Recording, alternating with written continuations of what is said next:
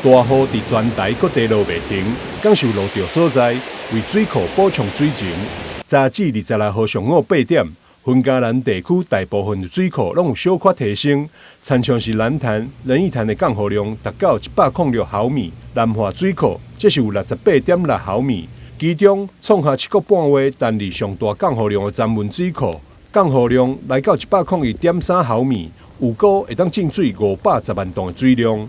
嘉义的南潭仁义潭降雨量有106毫米，预估总降雨路流量有140万吨的水。曾文乌山头降雨量有101.3毫米，总降雨路流量有510万吨。南化水库的降雨有68.6毫米，预估也有100万吨的路流量。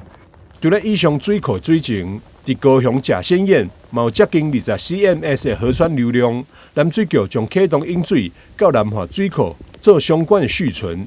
记者张世维采访报道。